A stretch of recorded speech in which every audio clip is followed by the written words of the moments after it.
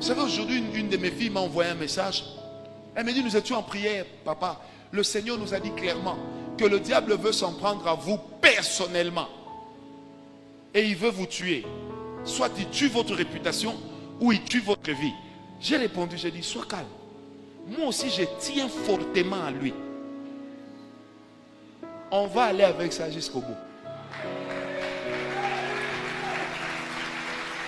Je maudirai l'œuvre de la sorcellerie. Je maudirai les compromis, quelle qu'en soit leur forme. Quand il a eu l'occasion de me tuer le 2 novembre 1999, il aurait dû le faire. Il m'a raté, pia fini, il ne m'aura plus. La prochaine fois qu'on dira de moi je suis mort, je mourrai entre les mains de mon Dieu, non pas entre les mains de mes ennemis. J'y crois fermement. Je connais le Dieu auquel j'ai cru. Même quand il me cache des choses, il finit par me les révéler.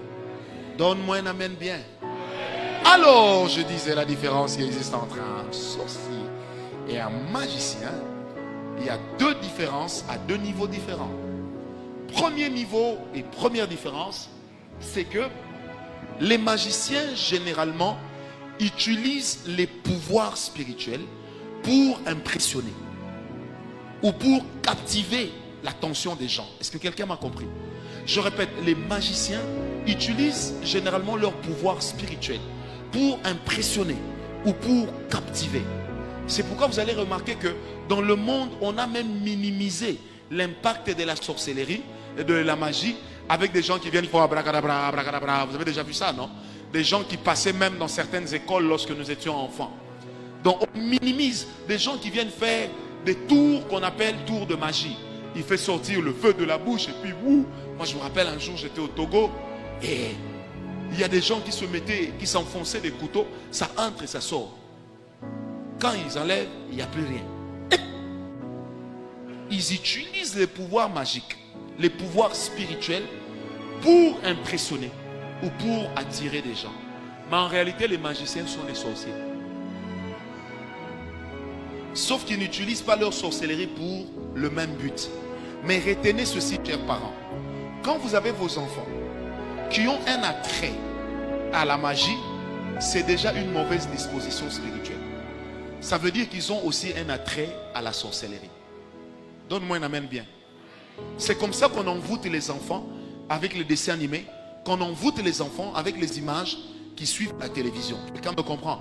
On va lui dire, si tu prends des bougies rouges, tu jettes un peu d'huile, tu fais des incantations, un esprit va t'apparaître. Les fois, les parents modernes ont l'habitude de dire n'importe quoi. C'est pas n'importe quoi. Ceux qui font ces dessins animés-là, ou ces films, ils savent exactement ce qu'ils sont en train de chercher. Amen. C'est toute une œuvre qu'on peut appeler magique, mais en réalité, il y a de la sorcellerie dedans. Remarquez seulement comment le diable a su minimiser l'expression magique ou magie. C'est tellement minimisé que même dans certains foyers chrétiens, on l'utilise. Oh, waouh, t'es d'une intelligence magique. Oh, ce qui m'était arrivé, c'était magique. Waouh. En fait, remarquez que ça commence à faire partie de notre quotidien. Et nous n'y prenons point garde. Est-ce que quelqu'un m'a compris? À vos enfants, il faut éviter certains termes. Il faut leur dire, les enfants, ça on ne dit pas. Moi, chez moi, mes enfants ne parlent pas de chance. Ils parlent de grâce. Quelqu'un m'a compris? Moi, mes enfants savent qu'on ne dit pas donner la dîme. On dit payer la dîme. Donc, je leur apprends ça pour que ça reste. Parce que je